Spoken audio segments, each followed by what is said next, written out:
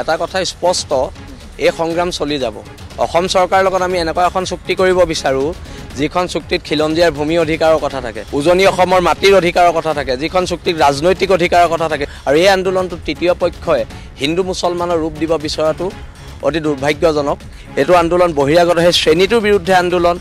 এই আন্দোলন বাংলাদেশী মূলৰ মানুহৰ বিৰুদ্ধে আন্দোলন।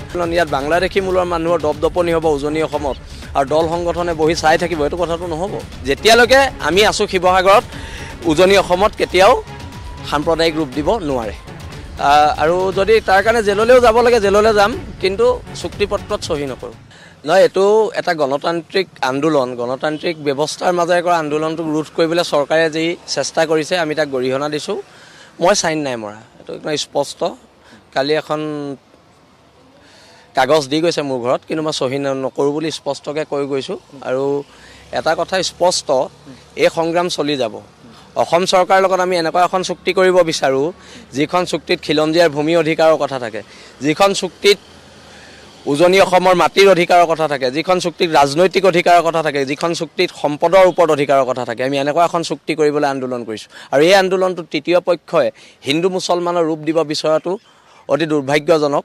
এই আন্দোলনটো খিলঞ্জীয়া আধিপত্যৰ আন্দোলন, আধিপত্য ৰক্ষাৰ আন্দোলন। এইটো আন্দোলন বাংলাদেশীৰ বিৰুদ্ধে আন্দোলন, এইটো আন্দোলন বহিৰাগত মানুহৰ বিৰুদ্ধে আন্দোলন, এইটো আন্দোলন বহিৰাগত সেই শ্ৰেণীটোৰ বিৰুদ্ধে আন্দোলন। এই আন্দোলন বাংলাদেশী মূলৰ মানুহৰ বিৰুদ্ধে আন্দোলন। আমি এখন দীঘলীয়া সংগ্ৰামত অৱতীৰ্ণ হৈছোঁ, আৰু এই সংগ্ৰামক হিন্দু মুছলমানৰ ৰূপ দিবলৈ যি দুষ্ট চক্ৰই চাই আছে, তেওঁলোককে চৰকাৰে কঠোৰ হাতেৰে দমন কৰিবলৈ আমি অনুৰোধ জনাইছোঁ চৰকাৰক। এই আন্দোলনখন চলি যাব, চৰকাৰৰ যিমান কুটিল চেষ্টা নহওক এখন আন্দোলন চলিব। বহিৰাগতৰ বিৰুদ্ধে আন্দোলন, বাংলাদেশৰ বিৰুদ্ধে আন্দোলন। ইয়াত বাংলাদেশী মূলৰ মানুহৰ দপদপনি হ'ব উজনি অসমত, আৰু দল সংগঠনে বহি চাই থাকিব, এইটো কথাটো নহ'ব। হ'ব প্ৰতিবাদ। ইয়াত বহিৰাগত মানুহৰ উৎপাত হ'লে প্ৰতিবাদ হৈছে, হ'ব প্ৰতিবাদ। আৰু গণতান্ত্ৰিক উপায়েৰে, গণতন্ত্ৰ শেষ স্তৰলৈকে প্ৰতিবাদ হৈছে, কিন্তু গণতান্ত্ৰিক উপায়েৰে প্ৰতিবাদ হৈছে। আৰু সেইকাৰণে চৰকাৰী পক্ষই আমালৈ ভয় খাইছে। এইটো কথা আমি কৈছোঁ যে এই সংগ্ৰামখন খিলঞ্জীয়া অস্তিত্ব সংগ্ৰাম। ইয়াত কোনো ধৰ্মৰ লগত কথা নাইতো, ইয়াত কোনো ধৰ্মৰ লগত কথা নাই। এখন খিলঞ্জীয়া মানুহৰ অস্তিত্ব ৰক্ষাৰ সংগ্ৰাম, খিলঞ্জীয়া মুছলমানৰ অস্তিত্ব ৰক্ষাৰ সংগ্ৰাম, খিলঞ্জীয়া হিন্দুৰ অস্তিত্ব ৰক্ষাৰ সংগ্ৰাম, এখন খিলঞ্জীয়া আপোনাৰ খ্ৰীষ্টান মানুহৰ অস্তিত্ব ৰক্ষাৰ সংগ্ৰাম। আৰু সেইকাৰণে আমি কৈছোঁ যে এই সংগ্ৰামখন তীব্ৰতৰ হ'ব। আৰু যি দুষ্ট চক্ৰই বিচাৰি আছে যে ইয়াক এক সাম্প্ৰদায়িক সংঘৰ্ষৰ ৰূপ দিবলৈ, যেতিয়ালৈকে আমি আছোঁ শিৱসাগৰত, উজনি অসমত কেতিয়াও সাম্প্ৰদায়িক ৰূপ দিব নোৱাৰে। ইতিমধ্যে উজনি অসমৰ পৰা প্ৰায়খিনি মানুহে, সন্দেহযুক্ত মানুহ ইয়াৰ পৰা গৈছে আৰু কেছ দিছে। সেইটো আদালতত দেখা যাব কি হ'ব। কিন্তু এটা কথা, সেই সংখ্যালঘু সংগঠনসমূহে অসমত হিন্দু মুছলমানৰ এক পৰিৱেশ সৃষ্টি কৰিবলৈ লাগি আছে। কিন্তু সেই সংখ্যালঘু যিখিনি সংগঠন, তেওঁলোক কিন্তু অসমৰ খিলঞ্জীয়া ভূমিপুত্ৰ মানুহ নহয়, তেওঁলোক বহিৰাগত, তেওঁলোক বাংলাদেশী মূলৰ মানুহ। সেইটো আমি স্পষ্টকৈ কৈছোঁ নাই একদম। কিন্তু আমি 30 জাতীয় জনগোষ্ঠীয় সংগঠনৰ তৰফৰ পৰা এটা কথা আমি স্পষ্ট, আমাৰ 30 জাতীয় জনগোষ্ঠীয় সংগঠনে কোনো ধৰণৰ ভায়লেটেড কাম কৰা নাই, আমি ভায়লেশ্যন নাই কৰা, আমি হিংসাত্মক প্ৰতিবাদ নাই কৰা। হিংসাত্মক প্ৰতিবাদ যিখিনি সন্দেহযুক্ত বাংলাদেশীয়ে কৰি আছে, চৰকাৰে ধৰি জেলত ভৰাই দিয়ক।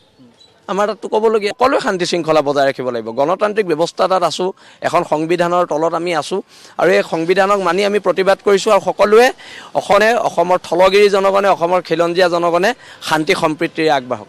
হয়, গতি ৰুদ্ধ হোৱাটো স্বাভাৱিক কথা যদি চুক্তিপত্ৰত চহী কৰোঁ, আৰু সেইকাৰণে আমি চহী নাই কৰা। আৰু যদি তাৰ কাৰণে জেললৈও যাব লাগে জেললৈ যাম, কিন্তু চুক্তিপত্ৰত চহী নকৰোঁ। সেই শক্তিসমূহক চৰকাৰে প্ৰতিহিত কৰক, সেই শক্তিসমূহৰ ওপৰত চৰকাৰে চোকা দৃষ্টি ৰাখক। আমি পুনৰবাৰ কৈছোঁ, শিৱসাগৰৰ পৰা ইমান ডাঙৰ আন্দোলন হৈ গ'ল এই যোৱা কেইদিনত, কিন্তু গণতন্ত্ৰক আমি হত্যা কৰি আন্দোলন নাই কৰা, আমি গণতন্ত্ৰক শ্ৰদ্ধা কৰি আন্দোলন কৰিছোঁ। আৰু সেইকাৰণে আমাৰ দাবী মানিবলৈ চৰকাৰ বাধ্য হৈছে। কিছু কিছু ক্ষেত্ৰত বিফল হৈছে। কালি আমি মঙলদৈত যিটো দেখিছোঁ সেই ক্ষেত্ৰত বিফল হৈছে। আৰু হোজাই ছোৱালীকেইজনীৰ ক্ষেত্ৰত আজি ইমান ছোৱালী ধৰ্ষিতা হৈছে, আৰু আমি ধৰ্ষিতা, কিন্তু দুটা কালপিত এতিয়াও ধৰা নাই, কিন্তু এতিয়াও দুটা কালপিত ধৰিবলৈ আছে, আৰু আমি ধৰি গুলিয়াবলৈ আহ্বান জনাইছোঁ চৰকাৰক। আৰু এটা কথা কি, কালপিতৰ ধৰ্ম নাথাকে, তো হিন্দু হওক মুছলমান হওক, যোনে ধৰ্ষণ কৰিব তাক এনকাউণ্টাৰ কৰিব লাগে। সি হিন্দু মূলৰ হওক, সি মুছলমান মূলৰ হওক, সি খ্ৰীষ্টান মূলৰ হওক, সি যিও ধৰ্মৰে নহওক, প্ৰত্যেকজন মানুহকে এনকাউণ্টাৰ কৰিবলৈ ধৰ্ষণকাৰীক আমি অনুৰোধ জনাইছোঁ চৰকাৰক। সকলো সংগঠনে গণতান্ত্ৰিক প্ৰতিবাদ কৰি আছে উজনি অসমৰ কথা কৈছোঁ মই আৰু সেই গণতান্ত্ৰিক প্ৰতিবাদক আপোনালোকে সন্মান জনাওক আৰু আইন শৃংখলা যিটো আপোনালোকৰ স্মাৰ্ট পুলিচৰ কথা কৈছে স্মাৰ্ট পুলিচক সঁচাকৈ স্মাৰ্ট কৰি তোলক মোৰ সেইটোৱে আহ্বান